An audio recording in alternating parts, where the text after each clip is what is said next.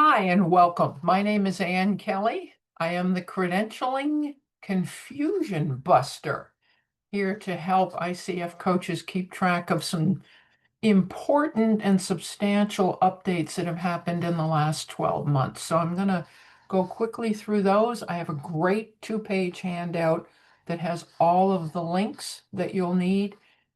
Let's get started. I want to point out the format here that this is not an ICF document. This is just for me.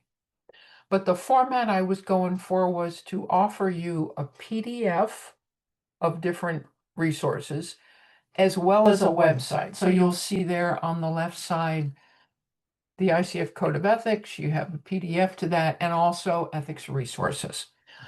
On the right side, I have the same, a PDF, one available, and then a link to the website. So you'll see that throughout this short document. I'm going to focus here on the ethical insights and considerations. This is a fabulous document that goes way into the weeds of what's expected of ICF professionals. So a particular standard may say, for instance, don't spam other coaches. That's in the ethical standards. You can expect the insights and consideration to go into detail. What does that mean? What is considered spam? Am I spamming? Is this?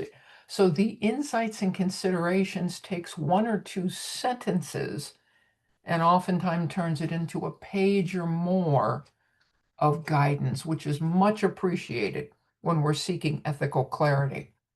I wanted to point out, again, on the right side, I attended 4 or 5 ethical gatherings, communities of practice, water coolers, evaluator, educator sessions, just to better understand this. And something I heard one of the volunteers who worked on updating the new code say, I'm going to pass on to you.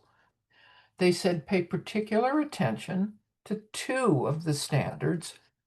2.5 has to do with confidentiality and technology, and pay attention to 3.7, which has to do with how do we manage the multiple roles and expertise that we may have when we show up as a coach. Those were the 2 most important items, and I agree with that wholeheartedly. So check those out. And then back on the left side, I do have information and links there to the ethics water cooler that you can attend. Is offered in English and German every month. There's also an ethics community of practice. So lots to learn there. The ICF core competencies were updated in 2025. It seems like everything was updated in 2025. So the ICF core competencies were updated. There's a link to a PDF. There's a link to the web page. Also, I'd encourage you visit this link here on the right side labeled side by side. I love these. It shows you the old and the new. So you can see nothing changed. A word changed sometimes. Look at embodies a coaching mindset, the second competency, lots of changes. So you can see that in the side by side. Also, in this same link under side by side comparison is a direct link to a fabulous YouTube series that the ICF has done on the brand new updated 2025 core competencies. So if you like visual, if you like YouTube, jump on that series. And also the link called Develop the Latest Competency Model talks about who came up with this, who were the volunteers, how did they work together to update our core competencies that define our profession. Next, minimum skills requirements. I included this because I'm a nerd for coaching competencies. These are important. And I'm highlighting that by what I have in the left column. The minimums, this is from the ICF website, quoting from the ICF website. The minimum skills requirements highlight the essential skills and behaviors that assessors listen for in performance evaluation recordings. I may submit a recording someday. I would love to know the essential skills and behaviors that an assessor is listening for. This is where you'll find them, the minimum skills requirements. It also lists common pitfalls.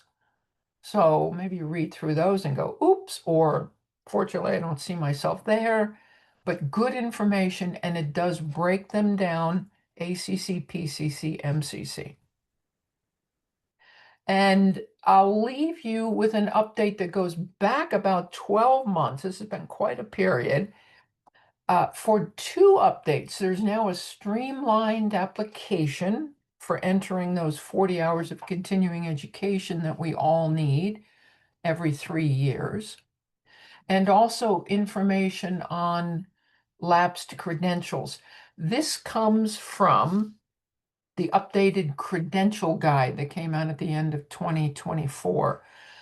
So if you would like information on that lapsed credential, that goes into effect November 3rd, 2025.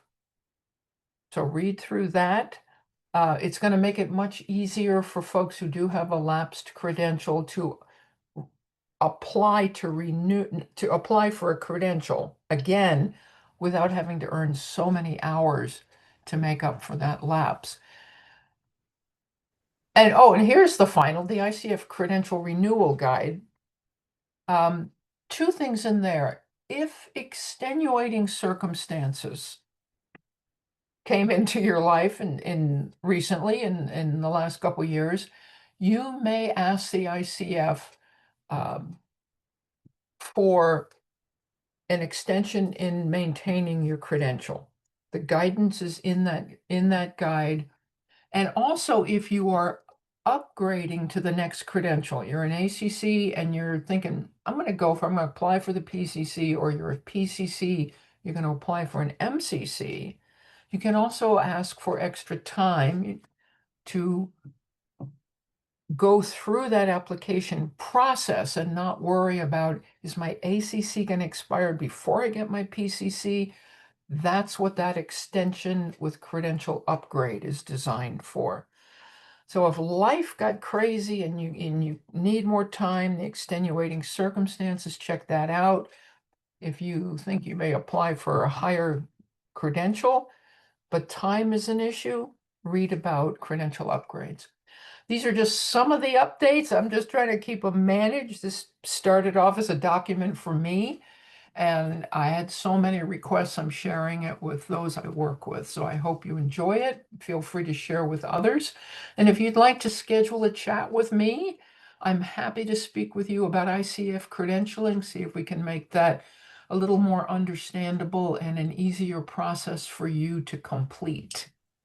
I can tell you about my drop-in group mentoring and answer any questions you have about ICF credentialing. Thank you so much, and I hope to see you in a group soon.